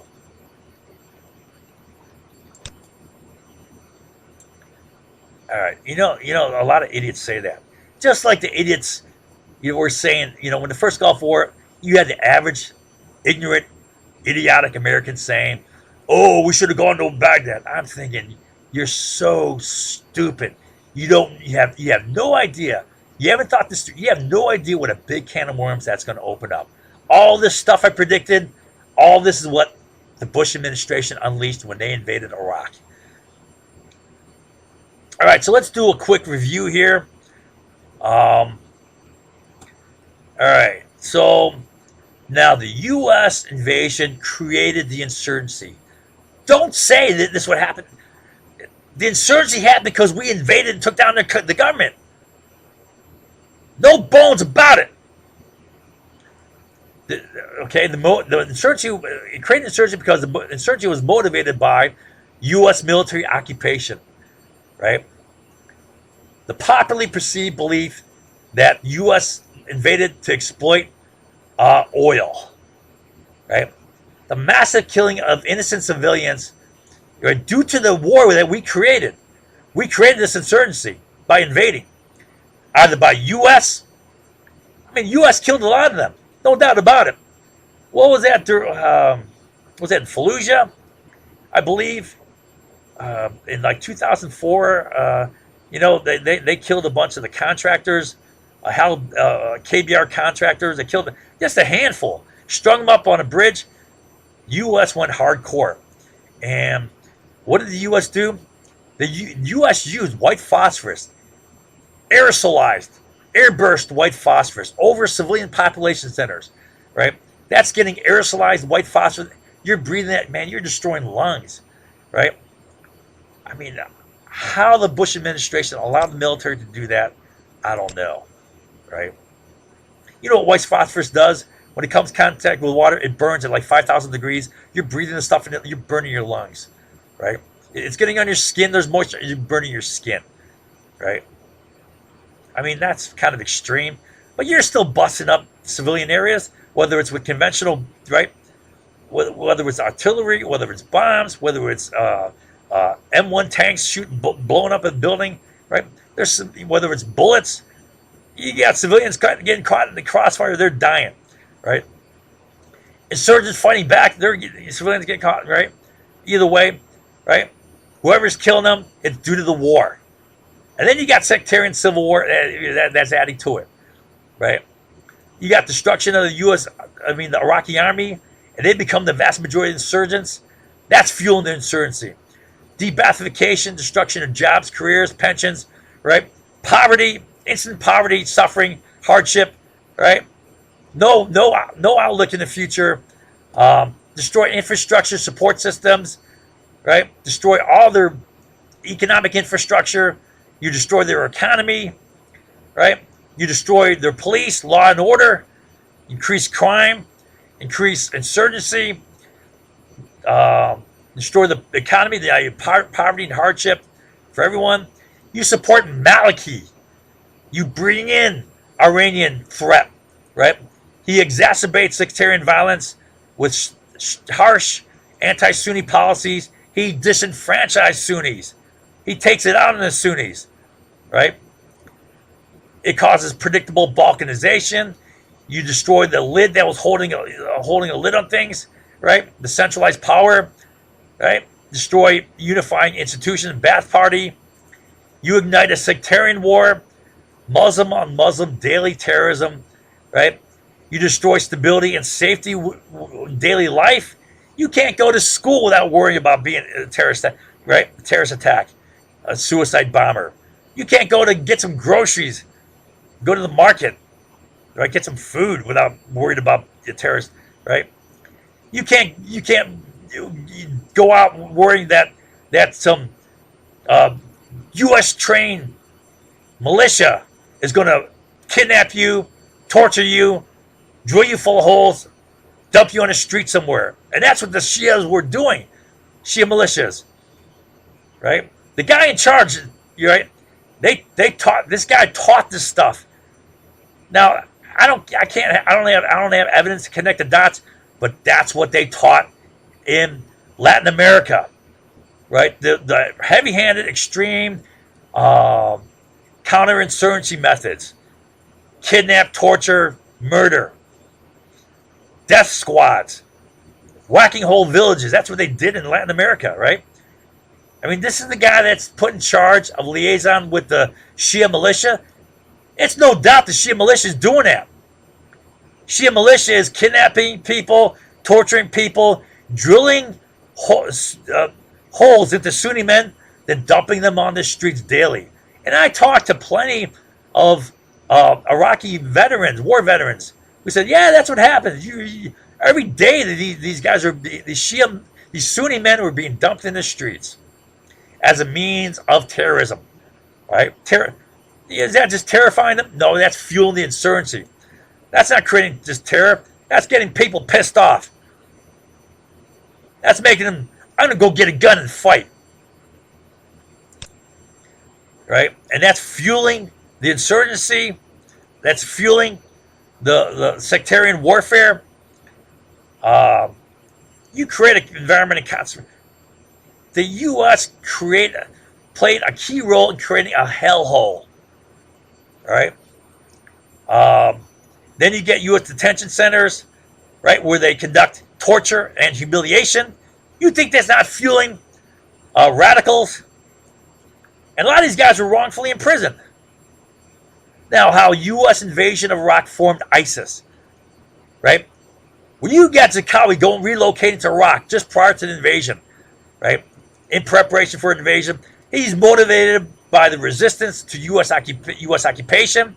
He forms a group to resist U.S. occupation called Monotheism and Jihad. That group would later become ISIS, right? It goes from Monotheism, Jihad, to Al-Qaeda in Iraq, to Islamic State, to this, what was it called? Mujahideen Sharia Council, to ISIS, Islamic State, to Islamic State of Iraq and Syria, ISIS. So it goes back to Zarqawi, right? And his monotheism jihad. Zarqawi's group becomes a significant element in the insurgency against U.S. occupation. Yeah, although the great majority of insurgents were ex-Iraqi military. U.S. invasion takes down the central power, predictably creating the balkanization. Then you get sectarian violence. Then you get sectarian civil war. All this was utterly predictable. U.S. eliminated the lid on unifying institutions, further setting up the sectarian civil war. U.S. backs Maliki, whose harsh anti-Sunni policies provide fuel for Sunni extremists, right? Who were to become Islamic State. U.S. detention centers and Bush's policy on torture and humiliation radicalizes these detainees, who fuels Islamic State. U.S. detention centers serve as breeding ground for ISIS, right? Radicalization and communication, right? It becomes ISIS University, where the former enemies joined forces to form ISIS. The core ISIS leaderships came from U.S. detention centers, especially Camp Bucca. Baghdadi came from there, and Abu Ghraib, right? Bringing former enemies together.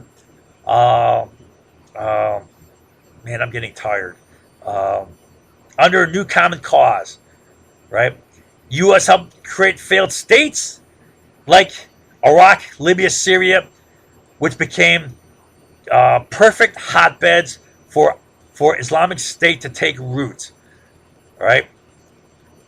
Uh, you think the U.S. didn't play a role in this, right? The liars are going, oh, it's debatable. I don't see it that way. With a lot, with the Iraqi army in shambles, Islamic State had quick victories in 2014 in Iraq. They move in, seize large amounts of territory in Iraq.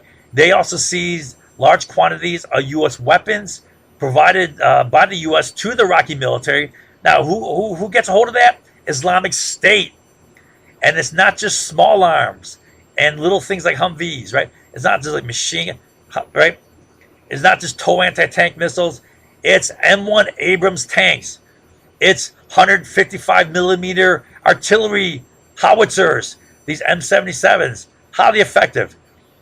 They got a hold of these M109 mobile 155 millimeter artillery. Now, I doubt these did any good for the Islamic State because these are highly sophisticated, right? Hard to complex and hard to utilize. Require things like satellite communication, with U.S. satellites and so on, right? But they got a hold of them, right? But in any event, the key thing is they got a hold of the resources of a state, right? Key thing is they got a hold of production capacity.